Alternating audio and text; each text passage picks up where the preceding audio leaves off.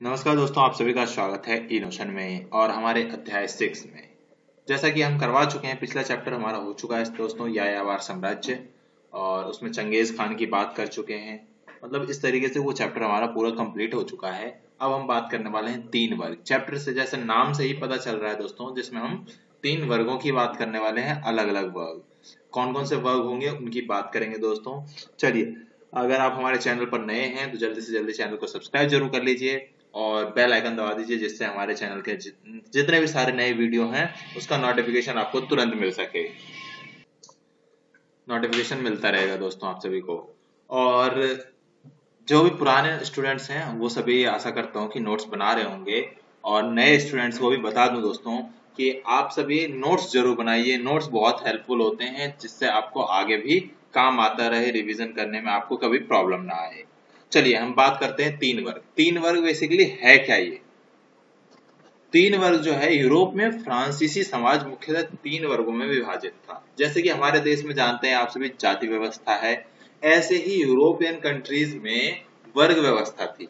ठीक है, तो फ्रांसीसी समाज जो थी वो मुख्यतः 3 वर्गों में विभाजित थी। सबसे पहले वर्ग को बोला जाता था पादरी वर्ग। इस वर्ग में चर्च के पॉप पॉप जिसे देखा होगा आपने, बहुत सारी फिल्मों में देखा होगा, चर्च में वो फादर पॉप जो होते हैं, इनको सबसे पहला वर्ग माना जाता है। और इसी प्रकार के जो लोग होते थे उनको पहले पॉप पादरी वर्ग में सम्मिलित किया गया था। उसके बाद आता है नंबर दोस्तों अभिजात वर्ग।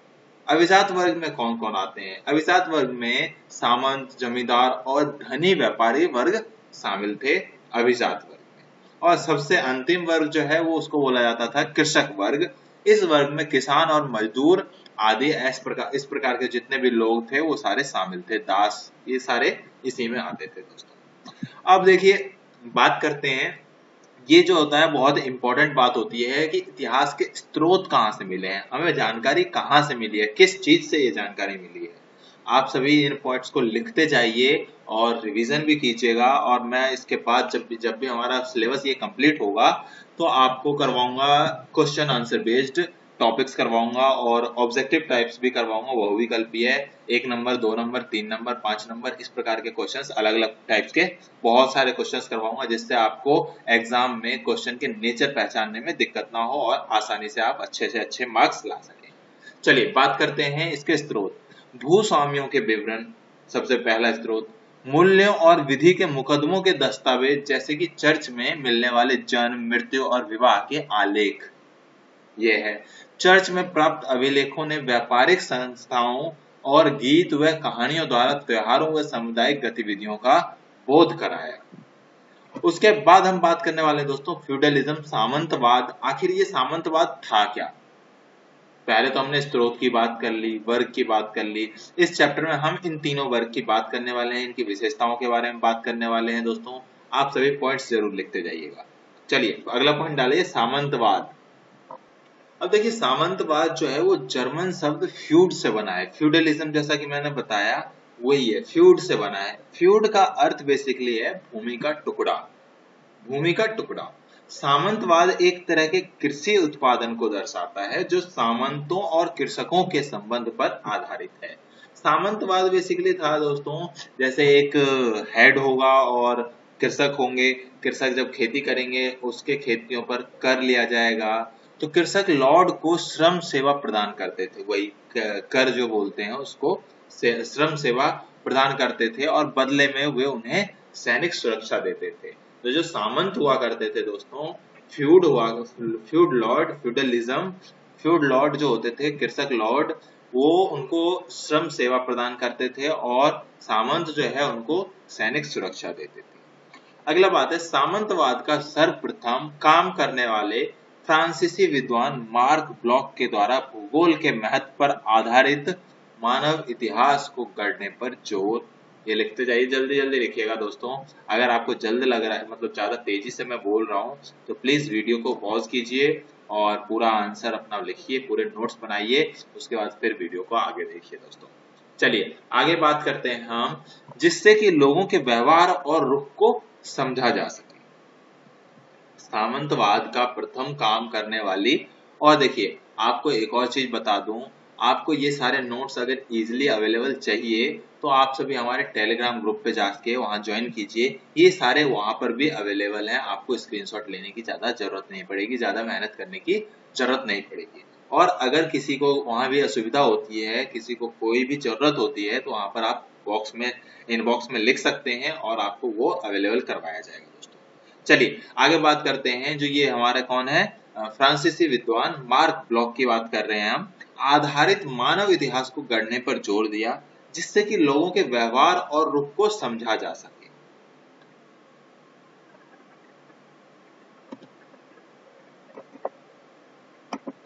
अब हम बात करने वाले हैं पादरी वर्ग की दोस्तों। पादरी वर्ग आखिर इस वर्ग में क्या विशेषताएं थी, क्या क्या कार्य करते थे। चलिए बात करते हैं पादरी वर्ग की। पादरियों व बिशपों द्वारा ईसाई समाज का मार्गदर्शन, तो इनको मार्गदर्शक माना जाता था, ये प्रथम वर्ग माने जाते थे। इनके कहने पे लोग कार्य किया करते थे। जैसे आप जानते हैं हमारे देश में ब्राह्मण जो होते हैं और इस प्रकार के जो साधु होते हैं, उनसे जानकारी लेकर, उनसे मार्गदर्शन लेकर कार्य किया जाता है। वैसे ही यूरोप में पादरियों द्वारा मार्गदर्शन लिया जाता था और इनको प्रथम वर्ग माना जाता था। ये प्रथम वर्ग के सदस्य थे, लिखिए पॉइंट, ये प्रथम वर्ग के सदस्य थे जो चर्च में धर्मोपदेश मतलब धर्म का उपदेश दिया करते थे। और अत्यधिक धार्मिक व्यक्ति जो चर्च के बाहर धार्मिक समुदायों में रहते थे भिक्षु कहलाते थे। जो चर्च में रहते थे उनको तो पॉप कहा जाता था, जबकि जो चर्च के बाहर धार्मिक समुदायों में रहते थे उन्हें भिक्षु कहलाते थे। ठीक है दोस्तों, चलिए आगे बात करते हैं। ये भिक्षु मठों पर रहते थे और निश्चित नियमों का पालन करते थे। लिखिए जल्दी से पॉइंट। ये भिक्षु जो होते थे मतलब चर्च से बाहर होते थे और ये मठों में रहते थे और वहां पर जो भी निश्चित नियम हुआ करता था उसका पालन करते थे और पालन करना होता था इनको। इनके पास राजा द्वारा दी गई भूमियां थी जिनसे वे कर उगा सकते थे। मतलब बेसिकली इनको अपना घर चलाना था, अपना पेट पालना था। उसके लिए क्या किया जाता था, राजा जो थे जिनको ये सलाह दिया करते थे, उपदेश दिया करते थे, वो इन्हें कुछ भूमि की एक टुकड़ा दे देते थे जिससे कर वसूलने का कार्य ये भिक्षु किया करते थे। अब अगला पॉइंट है, अधिकतर गांव में उनके अपने चर्च होते थे जहां वे प्रत्येक रविवार को लोग पादरी के धर्मोपदेश सुनने तथा सामूहिक प्रार्थना करने के लिए इकट्ठा होते थे दोस्तों। अब आपको एक बात और बता दूं, अब आप सभी जानते हैं कि हमारे देश में रविवार की हॉलिडे होती है, छुट्टी होती है। उसका क्या कारण है? उसका कारण सीधा सीधा यही है कि रविवार जो हुआ करता था ये अंग्रेजों की देन है दोस्तों। रविवार की छुट्टी जो है ये अंग्रेजों की देन है। रविवार को लोग पादरी के धर्मोपदेश सुनने के लिए जाते थे, इसलिए उस दिन को अवकाश रखा जाता था यूरोप में। तो ये यूरोपीय कल्चर जो है ये विकसित हुआ और यूरोपीय कल्चर हेजिमनी बोलते हैं बेसिकली इसको इंग्लिश में दोस्तों, तो वही चलता आ रहा है। चलिए आगे बात करते हैं पादरियों और बिशपों की विशेषताएं क्या थी दोस्तों। इनके पास सबसे पहला पॉइंट जैसा कि समझा चुका हूं, लिखिए, इनके पास राजा द्वारा दी गई भूमियां होती थी जिनसे वह कर उगा सकते थे। पॉइंट डाल के लिखिए, इनके पास राजा द्वारा दी गई भूमियां थी जिनसे वह कर उगा सकते थे। अगला पॉइंट लिखिए, रविवार के दिन ये गांव में धर्मोपदेश देते थे। ये पॉइंट्स लिखना बहुत जरूरी है दोस्तों। आप अगर इसको कंप्लीट अच्छे से याद कर लेते हैं, लिख लेते हैं, तो आपको कभी भी इस चैप्टर में आगे फ्यूचर में कहीं भी दिक्कत नहीं होगी। चलिए बात करते हैं, ये फ्रांसीसी समाज के प्रथम वर्ग में शामिल थे। ये फ्रांसीसी समाज के प्रथम वर्ग में शामिल थे। इन्हें विशेषाधिकार प्राप्त था। टाइथ नमक धार्मिक कर भी वसूलते थे। टाइथ नमक जो थे धार्मिक कर भी वसूलते थे। जो पुरुष पादरी बनते थे वे शादी नहीं कर सकते थे।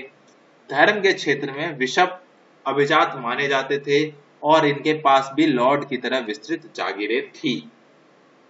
चलिए पादरी कैसे हुआ करते थे वो भी दिखा दो दोस्तों।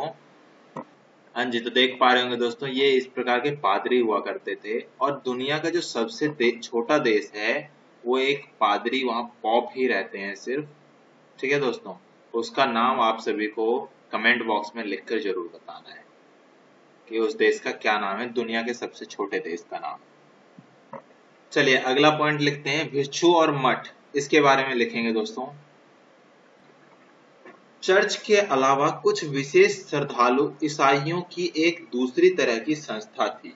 विशेष श्रद्धालु ईसाइयों की एक दूसरी तरह की संस्था थी जो मठों पर रहते थे और एकांत जीवन व्यतीत करते थे। ये मठ मनुष्य की आम आबादी से बहुत दूर हुआ करती थी। जैसा कि ये बता चुका हूँ, ये भिक्षु कौन हुआ करते थे दोस्तों, तो भिक्षु जो थे और मठ, इनका रिलेशन यही था कि ये जो लोगों की आबादी थी आम आबादी से बहुत दूर हुआ करती थी। अगला है दो सबसे अधिक प्रसिद्ध मठों के नाम। वो था इटली में स्थापित सेंट बेनेडिक्ट मठ और 910 ईस्वी में बरगंडी में स्थापित क्लूनी मठ। चलिए अब बात करेंगे हम भिक्षुओं की विशेषताओं के बारे में। इनकी विशेषताएं क्या थी आपने लिख लिया होगा, 910 में बरगंडी में स्थापित क्लूनी मठ। उसके बाद बात करते हैं भिक्षुओं की विशेषताएं। देखिए दोस्तों, ये मठों में रहते थे सबसे पहली बात, और ये जो था, ये मठ जो होते थे वो आम आबादी से बहुत दूर हुआ करते थे, दूसरी बात, और इनको निश्चित नियमों का पालन करना होता था, तीसरी बात, और ये अपना सारा जीवन जो था वो प्रार्थना करने में, अध्ययन करने में, कृषि जैसे शारीरिक श्रम लगाने का, मतलब श्रम करने का प्रण लेते हैं और उसमें ही अपना जीवन व्यतीत करते हैं। लिख लीजिए ये सारे पॉइंट जल्दी से। पादरी कार्य के विपरीत भिक्षु की जिंदगी पुरुष और स्त्रियां दोनों ही अपना सकते थे। ऐसे पुरुषों को मॉन्क तथा स्त्रियों को नन कहलाती थी। क्या कहलाती थी दोस्तों? ऐसी स्त्रियां नन कहलाती थी। पुरुषों और महिलाओं के लिए अलग अलग आबे थे।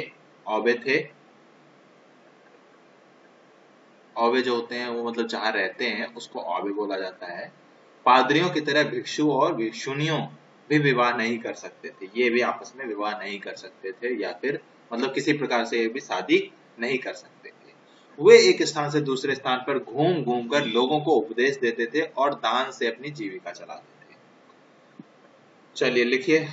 उसके बाद बात करते हैं फ्रांसीसी समाज में मठों का योगदान। तो फ्रांसीसी समाज में बेसिकली मठों का क्या योगदान था दोस्तों, इसका लिखिए पॉइंट डाल के। पहला पॉइंट लिखिए, मठों की संख्या सैकड़ों में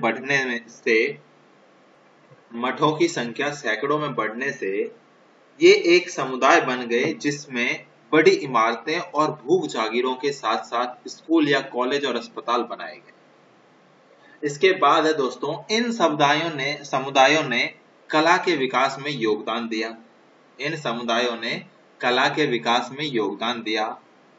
ओवेस हिल्डेगार्ड एक प्रतिभाशाली संगीतज्ञ थे जिसने चर्च की प्रार्थनाओं में सामुदायिक गायन की प्रथा के विकास में महत्वपूर्ण योगदान दिया।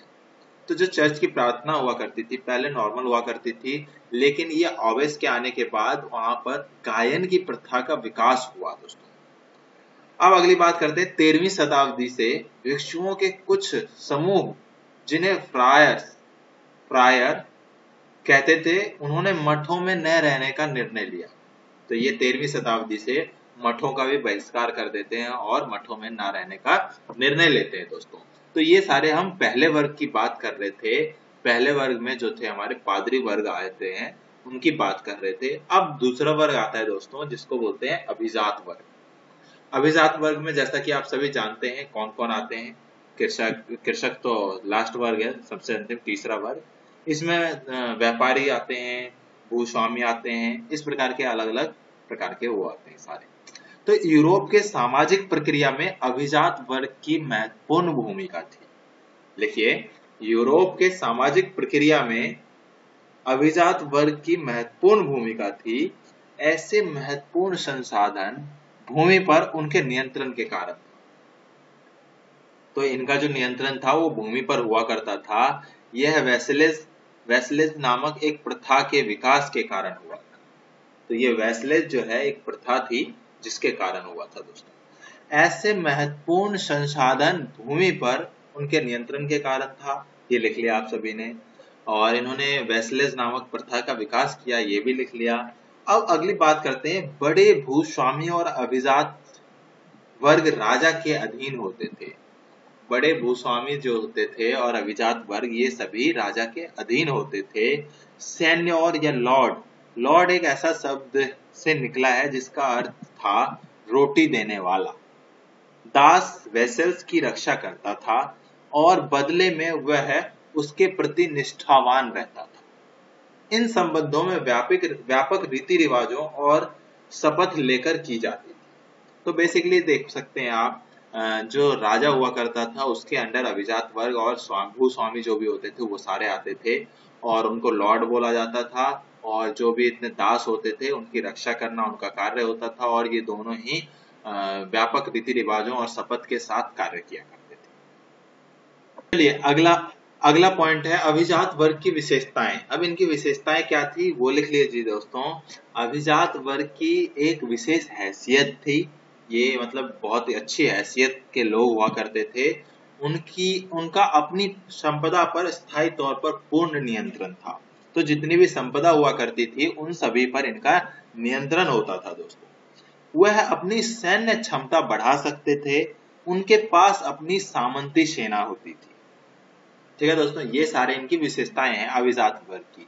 वे अपना स्वयं का न्यायालय लगा सकते थे, मतलब जैसे कि जानते हैं आप सभी पंचायत लगाया जाता है, उसी प्रकार से वो भी अपना स्वयं का न्यायालय लगा सकते थे, मुकदमे लड़ सकते थे, यहाँ तक कि अपनी मुद्रा भी प्रचालित कर सकते थे। वे अपनी भूमि पर बसे सभी व्यक्तियों के मालिक थे। तो ये था अभिजात वर्ग, दूसरा वर्ग अभिजात वर्ग, जिसकी विशेषताएं बता चुका हूं दोस्तों। अब इसके बाद जो है तीसरा वर्ग वो है कृषक वर्ग, किसान वर्ग। इस किसान वर्ग में पॉइंट लिखिए दोस्तों। पहला, किसान वर्ग होते कौन थे, क्या क्या कौन कौन से मतलब इसमें शामिल होंगे, इनकी क्या विशेषताएं थी, सारी चीजें लिखते हैं। चलिए, स्वतंत्र और बंधकों दासों का वर्ग था। मतलब ये देख सकते हैं आप, जो स्वतंत्र रूप से कार्य करते थे और जो दास थे उन सभी का वर्ग जो था वो तीसरा वर्ग था, कृषक वर्ग बोला जाता था। यह वर्ग सबसे बड़ा विशाल समूह था जो पहले दो वर्गों पादरी और अभिजात वर्ग का भरण पोषण करता था। तो ये जो भी दो पहले के वो थे वर्ग, वो इनके कारण ही उनका भरण पोषण हो पाता था। काश्तकार दो प्रकार के होते थे, एक तो होते थे स्वतंत्र किसान, दूसरे होते थे सर्फ कृषि दास जिसे बोला जाता है। अब हम बात करते हैं स्वतंत्र कृषकों की क्या भूमिका होती थी, स्वतंत्र कृषक किस प्रकार कार्य करते थे। लिखिए पहला पॉइंट, स्वतंत्र कृषक अपनी भूमि को लॉर्ड के काश्तकार के रूप में देखते थे। इसका मतलब क्या है, देखिए लॉर्ड के काश्तकार का मतलब है लॉर्ड जो होता था उसका स्वतंत्र रूप से इस पर अधिकार होता था भूमि का। अगला है, पुरुषों का सैनिक सेवा में योगदान आवश्यक होता था, वर्ष में कम से कम 40 दिन। तो जितने भी पुरुष हुआ करते थे उन सभी का सैनिक योगदान होना बहुत जरूरी था, कम से कम 40 दिन। उसके बाद बात करते हैं, कृषकों के परिवारों को लॉर्ड की जागीरों पर जाकर काम करने के लिए सप्ताह के 3 या उससे अधिक कुछ दिन निश्चित करने पड़ते थे। तो ये जो श्रम थे, ये स्वतंत्र श्रमिक थे, किसान थे, उनको जागीरों लॉर्ड की जागीर जो होते थे उस पर कार्य करना पड़ता। इस श्रम से होने वाला उत्पादन जिसे श्रम अधिशेष लेबर रेंट कहते थे, सीधे लॉर्ड के पास जाता था। इससे किसी किसान को, कृषक को कोई बेनिफिट नहीं था। ये सारा का सारा जो पैसा था, जो इसका लेबर रेंट था, बेनिफिट था, वो सारा का सारा लॉर्ड के पास जाता।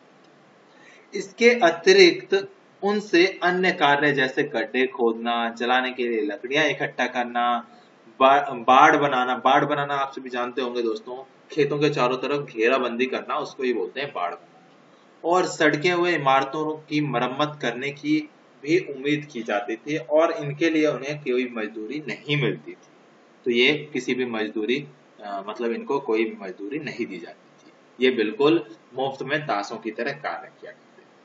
खेतों में मदद करने के अतिरिक्त स्त्रियों व बच्चों को अन्य कार्य भी करने पड़ते थे। वे सूत काटते थे, कपड़ा बुनते थे, मोमबत्ती बनाते और लॉर्ड के उपयोग हेतु अंगूरों से रस निकालकर मदिरा तैयार करते थे। तो देख सकते हैं कैसे उनके अय्यासियों का शिकार होते थे ये सारे कृषक वर्ग। उनके शौकों का, उनके जो प्लेजर्स थे उसको पूरा करने के लिए इनको अपनी इच्छाओं की वो करनी पड़ती थी। चलिए अगला पॉइंट लिखिए, 11वीं शताब्दी तक यूरोप में विभिन्न प्रौद्योगिकी में बदलाव। तो मतलब क्या क्या बदलाव हुए 11वीं शताब्दी। इसमें पहला पॉइंट लिखिए डाल के दोस्तों, लकड़ी के हल के स्थान पर लोहे के भारी नोक वाले हल और सांचेदार पटरे का प्रयोग किया जाने लगा, ये बदलाव आया। पशुओं के गले के स्थान पर जुआ अब कंधे पर डाल दिया गया। पहले गले में डाला जाता था, अब कहाँ डाल दिया गया दोस्तों, कंधे के ऊपर डाल दिया गया। घोड़े के खुरों पर अब लोहे की नाल का प्रयोग किया जाने लगा, जिससे घोड़े की खुरों को नुकसान ना हो।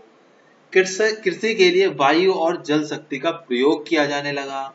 संपीड़कों व चक्कियों में भी वायु तथा जल शक्ति का प्रयोग किया जाने लगा। अगली बात करते हैं, 2 खेतों की व्यवस्था के स्थान पर 3 खेतों वाली व्यवस्था का उपयोग। कृषि उत्पादन में तेजी से बढ़ोतरी, इस प्रकार के बदलाव हुए। उसके बाद लिखिए दोस्तों, भोजन की उपलब्धता जो थी उसको दुगनी कर दी गई। कृषकों में बेहतर अवसर प्रदान किए गए। जोतों का आकार छोटा हो गया। इससे अधिक कुशलता के साथ कृषि कार्य होने हुए कम श्रम की आवश्यकता होने लगी दोस्तों। तो देख सकते हैं 13वीं शताब्दी में कितना विकास हुआ, किस प्रकार से कार्य हुए। उसके बाद अंतिम है, कृषकों को अन्य गतिविधियों के लिए समय मिलने लगा दोस्तों, वो दूसरे कार्य करने के लिए उनको समय मिलने लगा। अब बात करते हैं 14वीं शताब्दी का संकट, ये आखिर था क्या। 14वीं शताब्दी में ऐसी क्या समस्याओं का सामना करना पड़ा जिससे संकट आ गई। कारण क्या था, 14वीं शताब्दी के आरंभ में ही आर्थिक विस्तार धीमा पड़ने लग गया था। तो यही कारण था जिसकी वजह से, पहला पॉइंट लिखिए, 13वीं सदी के अंत तक उत्तरी यूरोप में तेज ग्रीष्म ऋतु का स्थान ठंडे ग्रीष्म ऋतु ने ले लिया। तेज ग्रीष्म ऋतुओं के स्थान पर ठंडे ग्रीष्म ऋतु ने ले लिया। ये पहला पॉइंट लिखिए दोस्तों। दूसरा पॉइंट है, पैदावार के मौसम छोटे, तूफानों व सागरीय बाढ़ों से फार्म प्रतिष्ठान नष्ट होने लगे थे। सरकारों को करों से आमदनी में कमी होने लगी, क्योंकि देखिए इनकम होगा तभी सरकारों को आमदनी होगी दोस्तों, जब इनकम ही नहीं होगा तो सरकारों को आमदनी कैसे होगी। तो ये भी एक कारण था 14वीं शताब्दी का संकट। तो संकट की वजह कौन कौन सी थी वो सारा यहाँ पे लिखा हुआ है। अगला पॉइंट लिखिए, पहले की गहन जुताई के 3 क्षेत्रीय फसल चक्र से भूमि कमजोर होने लगा। पहले 2 होता था, अब 3 क्षेत्रीय फसल चक्र कर दिया गया, जिससे भूमि की उपजाऊ शक्ति कमजोर पड़ गई। अगली बात करते हैं, चारागाहों की कमी से पशुओं की संख्या में भी कमी आने लगी दोस्तों।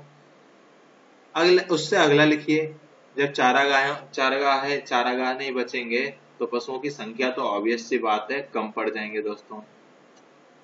उसके बाद बात करते हैं, जनसंख्या वृद्धि के कारण उपलब्ध संसाधन का कम पड़ना, ये भी एक 14वीं शताब्दी का संकट था।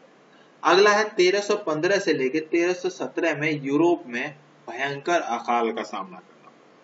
1320 ईसा में अनेक पशुओं की मौत हो गई। जैसा कि अभी भी देखिए 20 जो है वो बहुत ही खराब सदी चलता है, मतलब टाइम चलता है किसी भी सदी का। जैसा कि आप देख पा रहे होंगे 2020 ये बहुत ही खराब टाइम है कोरोना की वजह से। इसी प्रकार आप याद कर सकते हैं 1320 को भी कि किस प्रकार से अनेक पशुओं की मौत हो गई थी। ऑस्ट्रिया व सर्बिया की चांदी की खानों के उत्पादन में भी कमी आने लगी। ये सारी जो थे, ये सारी चीजें थी 14वीं शताब्दी के संकट थे दोस्तों। अगला है, धातु मुद्रा में कमी से व्यापार प्रभावित हो गई दोस्तों। अगला है, जल पोतों के साथ चूहे आए जो ब्यूबोनिक प्लेग जैसी महामारी का संक्रमण लाए।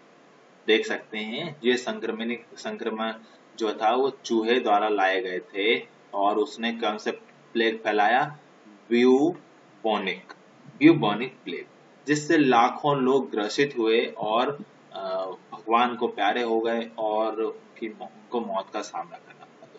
बहुत ही दुखद था और ये 1320 ईस्वी की बात है, जैसा कि अभी 2020 में संकट गहराया हुआ है दोस्तों।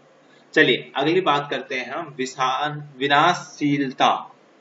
विनाशशीलता के कारण साथ आर्थिक मंदी से सामाजिक विस्थापन हुआ, लोग एक जगह से दूसरे जगह जाने लगे, मतलब इस प्रकार का बहुत सारी चीजें वहां पर संकट देखने को मिली। मजदूरों की संख्या में कमी आई, इससे मजदूरी की दर में 250% तक वृद्धि हो गई थी दोस्तों।